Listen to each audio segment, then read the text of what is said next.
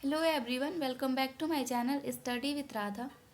Guys, आज के इस वीडियो में हम डिस्कस करेंगे स्ट्रेटजिक मैनेजमेंट के कुछ और इम्पॉर्टेंट एमसीक्यूज को। फर्स्ट क्वेश्चन है, who is called the father of strategic management. Strategic management के जनक किसको कहते हैं? तो इगोर एंसॉफ को स्ट्रेटजिक मैनेजमेंट का जनक कहा जाता है, यानी कि ऑप्शन भी करेक्ट हो जाएगा। नेक्स्ट क्वेश्चन है, what is the starting point of strategic intent. Strategic intent का स्टार्टिंग पॉइंट किसको कहते हैं? तो विजन जो होता है वो स्ट्रेटजिक इंटेंट का स्टार्टिंग पॉइंट होता है, यानी कि ऑप्शन सी यहाँ पे करेक्ट हो जाएगा।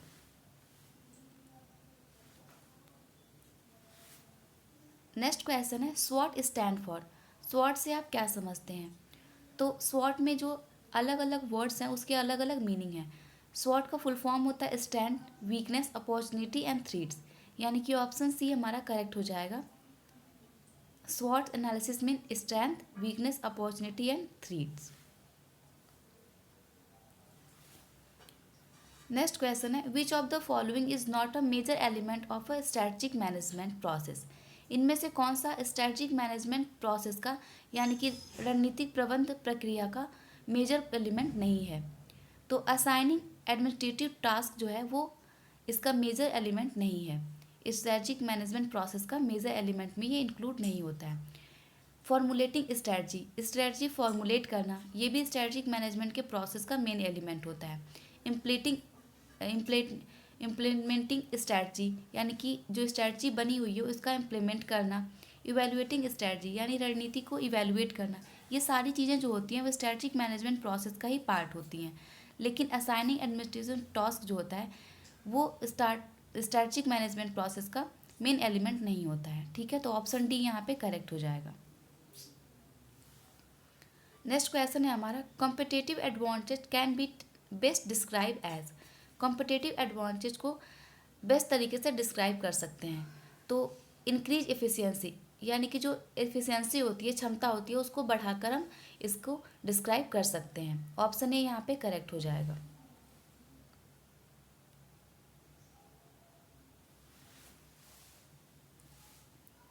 नेक्स्ट क्वेश्चन है, an organization strategy dot dot. एक ऑर्गेनाइजेशन स्ट्रैटी होती है तो यहाँ पे generally form over the period of time as a event unfold. यहाँ पे ऑप्शन बी हमारा करेक्ट हो जाएगा।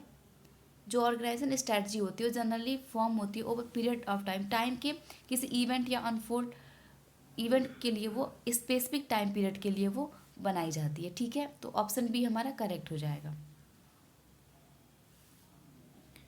नेक्स्ट क्वेश्चन है, the primary focus of strategic management is. Strategic management यानी कि रणनीतिक प्रबंध का प्राइमरी फोकस क्या है?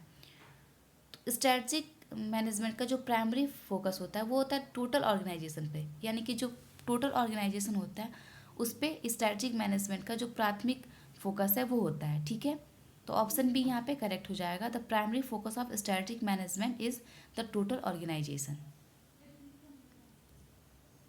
नेक्स्ट क्वेश्चन है, the corporate level is where top top management direct.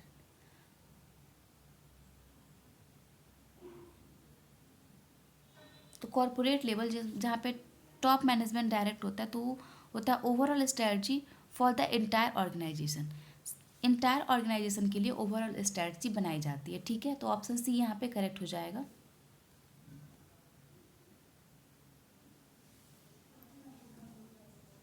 Next question है, selling all of a companies asset for their tangible worth is called. किसी कंपनी की जो all of asset tangible assets होते हैं उसको क्या कहते हैं, उसके टेंजिबल वर्थ को क्या कहते हैं? तो उसको हम कहते हैं लिक्विडेशन। जब कोई कंपनी लिक्विडेट होती है, यानी कि वाइंडिंग अप होता है, तो उसके जो ओवरऑल एसेट होते हैं उसको सेल किया जाता है, तो उसकी जो वर्थ निकल के आती है उसको क्या कहते हैं? तो उसको हम कहते हैं लिक्विडेशन। ठीक है, ऑप्शन सी हमारा करेक्ट हो जाएगा।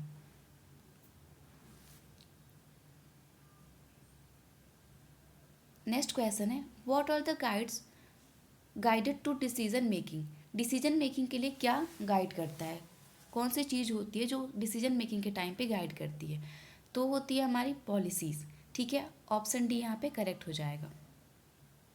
जो हमने पॉलिसीज़ बनाई होती हैं वो पॉलिसी जो होती है वो डिसीजन मेकिंग के टाइम पे हमको गाइड करती है। ठीक है, नेक्स्ट क्वेश्चन है low cost differentiation and focus are example of. Low cost differentiation and focus किसके एग्जाम्पल हैं? तो वो बिजनेस स्ट्रेटजी के एग्जाम्पल हैं। ठीक है, तो ऑप्शन सी हमारे यहाँ पे करेक्ट हो जाएगा।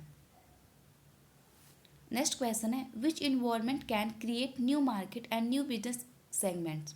कौन सा मार्केट होता है जो नया बिजनेस और नया सेगमेंट क्रिएट करता है?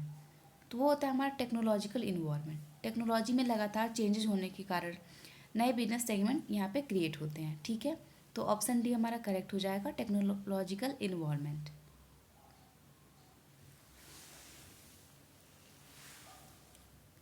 नेक्स्ट क्वेश्चन है the word tactic is most likely to be associated with. जो वर्ड टैट्सिक है वो सबसे ज़्यादा एसोसिएटेड होता है किस वर्ड के साथ? तो वो होता है हमारा ऑपरेशनल स्ट्रैटेजी के साथ। ठीक है,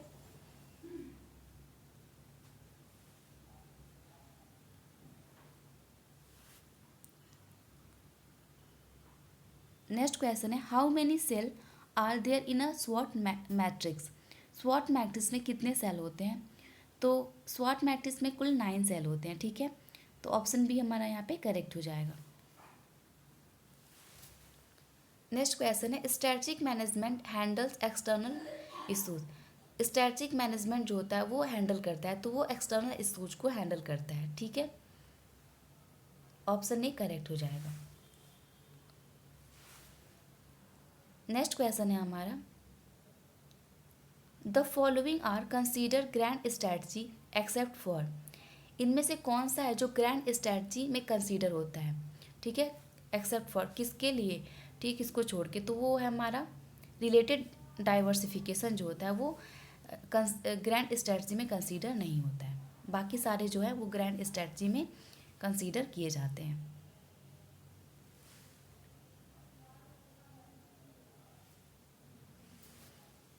नेक्स्ट क्वेश्चन है हमारा strategic business unit is.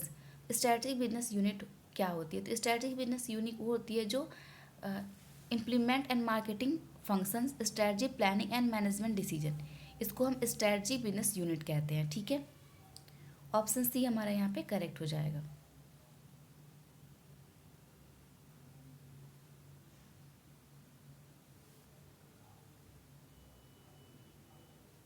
Next question है रिट्रेचमेंट इज। रिट्रेचमेंट क्या है? तो रिट्रेचमेंट जो होता है वो when a company experience decline profit and makes cutbacks to improve efficiency.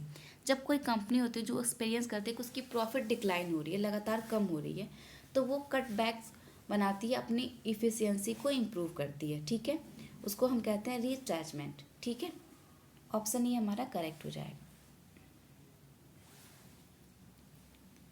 Next question है when does horizontal integration occurs. Horizontal integration कब अकर होती है? तो वो होती है हमारा जब एक फर्म एक्वायर, फर्स्ट ऑप्शन कह रहा है हमारा व्हेन अ फर्म एक्वायर और merge with a major competitor.